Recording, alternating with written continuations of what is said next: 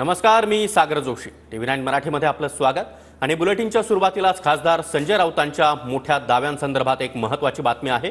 सामनाच्या रोखठोकमधून भाजपच्या अंतर्गत राजकारणावर मोठे दावे करण्यात आले आहेत. केंद्रीय मंत्री नितीन गडकरी आणि उत्तर प्रदेशचे मुख्यमंत्री योगी आदित्यनाथ यांच्याबाबत संजय राऊतांनी हे दावे केले.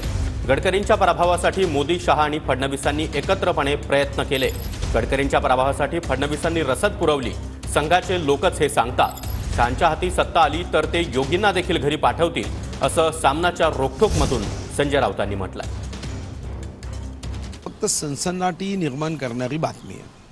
पहिल्यांदा खोटं बघायची सवय होती, आता ते व्यसन झालं. एखादा दिवस संजय राऊत साहेब जर खोटं बघू शकले नाही तर मला वाटतं की त्यांना कसतरी होत असावं आणि म्हणून हे व्यसन गागलं. आमच्या पक्षामध्ये मीठ कागवता येईल का याचा असफल प्रयत्न हा सुपीक डोक्यातून नापीक आयडिया करून ते करताय. संघाच्या वर्तुळात चर्चा आहे म्हटली अशी. आणि संघ म्हणजे जर संजय राऊत स्वतः संघ स्वयंसेवक असेल आणि त्यांच्या कुटुंबात चर्चा झाली असेल तर मला माहीत नाही. योगीजी हे अमित भाई आणि मोदीजींनी केलेले मुख्यमंत्री आहे. हटवायचं असलं तर त्यांना एका क्षणात हटवता येतं. पण योगीजी या देशाच्या भारतीय जनता पार्टीच्या शीर्षस्थ नेत्यापैकी एक आहे.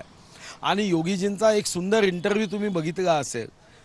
राष्ट्र प्रथम, मग पार्टी, मग मी स्वतः, फर्स्ट नेशन हा भाव घेऊन हा भगवे कपडे घालणार आहे. काय सत्तेचा काय जागा आहे. यांनी जनादेशाचा अवमान 2019 केला. यांना वाटतं की सर्वच तसे आहे. नाही आहे. देशासाठी मर मिटने वालों की संख्या अभी भी कम नहीं है. 4 जून नंतर संजय राऊतांचं थोबाड फुटलेलं आपल्याला त्या ठिकाणी दिसेल. कारण योगी आदित्यनाथ यांनी देशाची गरज मोदी आहेत, देशाच्या भविष्यासाठी मोदींची गरज आहे हे जाहीर सभांमधून अनेकदा ठणकावून सांगितलंय. त्याच्यामुळे मोदी योगी असं चित्र उभं करू नका. संजय राऊत आपल्या पक्षाची, आपल्या घराची काळजी त्या ठिकाणी करा.